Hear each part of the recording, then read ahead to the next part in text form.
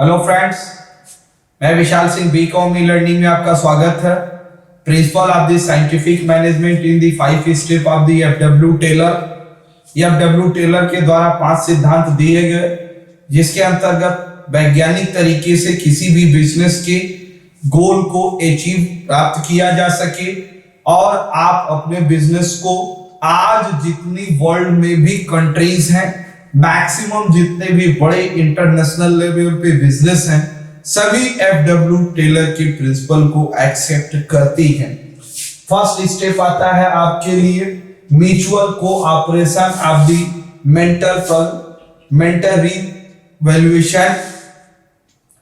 सही तरीके से कार्य करना, सिस्टमैटिक ढंग से वर्क करना, किसी भी कार्य को कम समय में आप पूरा कर सकते हैं। Management and labour help in the work, net planning structure in the surplus, labour welfare benefit in the company. किसी भी कंपनी में साइंटिफिक तरीके से आप कार्य करते समय सबसे पहले ओनर एम्प्लॉय मैनेजमेंट के बीच एक बेस्ट रिलेशन होना चाहिए, एक दूसरे को हेल्प करनी चाहिए, दूसरे उनकी नेट प्लानिंग के विषय में सबको जानकारी होनी चाहिए। स्ट्रक्चर, अगर कंपनी में सभी के लिए एम्प्लॉइयों के लिए लेबर बेनिफिट होना मस्ट है। लेबर बेनिफिट, अगर कंपनी प्रॉफिट पाती है तो एम्प्लॉय को बोनस देना अनिवार्य। यदि आप उनके शेयर होल्डर को तो समय से शेयर होल्डर को डिविडेंड देना अनिवार्य होता है। ये आपके लिए पाई जाती है। नेक्स्ट है आपके लिए setting of the standard task. Standard task को आपने बताया है operational task, managerial task. Operational task किसी भी कार्य को करने के समय में ऑपरेशनल मैनेजमेंट टास्क टूल्स को आप एक्सेप्ट करते हैं। तो मैंने टास्क एक निर्धारण करने के लिए जिसमें labour shifting work, decide standard work, best job, scientific standard work, determination, कार्य का निर्धारण किया जाता है। जैसे कार्य का निर्धारण में फर्स्ट आपका आएगा टाइम स्टडी का। अगर एम्प्लॉय आपके लिए यहां कार्य कर रही है तो कार्य को प्रमाणित करना, एवरेज देना, इसके लिए हम स्टॉप वॉच लगाते हैं।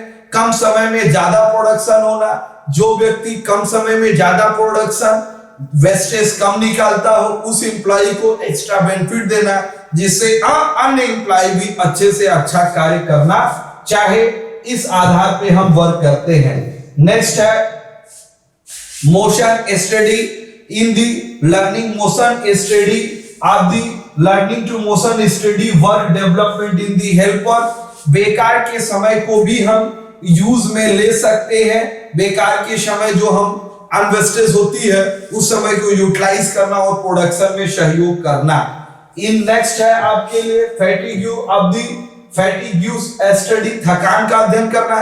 कोई भी व्यवस्था में 8 घंटे किसी भी एम्प्लॉय से आप लगातार वर्क कराइए तो एक समय तक उसकी वर्क इंक्रीज होती है, लेकिन निश्चित समय बाद वह डाउन होना प्रयास करता है। लेकिन थकान में किसी भी व्यक्ति को एक साथ लगातार हम कार्य नहीं करा सकते। इसके लिए आपको पहले बताया 8 आवर्स वर्क किए हैं तो 4 आवर्स पर उसे 30 मिनट्स का रेस्ट देना अनिवार्य है। हार्ड वर्किंग है तो भी आपको टाइमली एक कंपनी के अंदर रेस्ट रूम हो जहां पर व्यक्ति रिफ्रेश हो, वॉशरूम हो, ये सारी फैसिलिटीज आपको देनी पड़ेगी कि एम्प्लॉय जाए, आराम करे, फिर वो रिफ्रेश होके फिर आपके वर्क में आएगा। तो जिस तरीके से उसने कार्य को स्टार्ट और एंड किया फिर नई ऊर्जा से कार्य करे। लेकिन यदि हम लगातार कार्य कराते रहें तो पहले उसका प्रोडक्शन 10 होगा, 10, 8, 6, 4 तक डाउन की तरफ बढ़ेगा, ना कि वो 10 की लगातार प्रोडक्शन को प्राप्त करता है। तो इस थकान के अध्ययन को भी अंतर करना चाहिए। नेक्स्ट आप देखते हैं incentive of the incentive wages system. अगर कंपनी के कोई एम्प्लॉय प्रोडक्शन अधिक करता है, एक्स्ट्रा बेनिफिट होती है तो उस पर बिजनेस को भी बेनिफिट होती है। इस बेनिफिट का बेनिफिट एम्प्लॉय को भी मिलना चाहिए और प्रॉफिट होती है तो जैसे शेयर होल्डर को डिविडेंड मिलेगा तो एम्प्लॉई को उस प्रॉफिट के बदले में क्या मिलनी चाहिए, बोनस मिलनी चाहिए, जिसे और शेयर होल्डर को जैसे हम मिडिल टाइम इंटरिम डिविडेंड देते हैं उसे स्टॉक में बोनस देना चाहिए। Scientific selection and training of the worker, scientific selection, लेबरों की भरमार हो लेकिन साइंटिफिक सही ढंग से हम लेबरों का एम्प्लॉय का सिलेक्शन करें, best of employ interest of the work, जिसके आधार पर उन पर हम वर्क करें, उनको हम इसके लिए कार्य के लिए सही व्यक्ति का चुनाव करें। ये चुनाव के अंतर्गत training, pressure in the development, आवश्यकता पड़ने पर हम उनको ट्रेनिंग दे, साइंटिफिक ढंग से सिलेक्शन करें, साइकोलॉजिकल चॉइस करें कि स्किल ऑफ द डेवलपमेंट कार्य में स्टैंडर्ड हो। Standard material and tools, standard किसी भी कार्य करने के लिए स्टैंडर्ड मशीनरी का उपयोग करना चाहिए, जिससे कम समय में ज्यादा से ज्यादा हम प्रोडक्शन का वर्क कर सके। इसके अंतर्गत standard machine, routine, planning, development, fasting the work, administration, recognized, हमेशा एडमिनिस्ट्रेशन रिकॉग्नाइज, प्रशासनिक व्यवस्था पर साइंटिफिक ढंग से दबाव दी जाती है।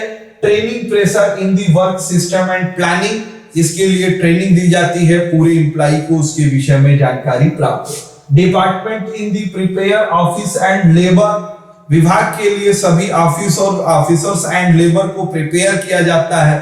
नेक्स्ट है engineering framework, complete of the labour material, engineering के कार्य को हम कंप्लीट करते हैं। Equipment central in work planning and work department, planning बनाते हैं और कम समय में उस कार्य को पूरा करते हैं। आज आपने पूरे video principle of the FW Taylor की पूरी वीडियो देखे, इनके पांचों प्रिंसिपल को हमने आपको बताया। इस पूरी वीडियो के देखने के लिए हम आपको धन्यवाद करते हैं। आप अपने इस चैनल को लाइक, सब्सक्राइब एंड शेयर करिए, ज्यादा से ज्यादा लोग प्रिंसिपल ऑफ बिजनेस मैनेजमेंट के विषय में जानकारी प्राप्त कर सकें। Thank you.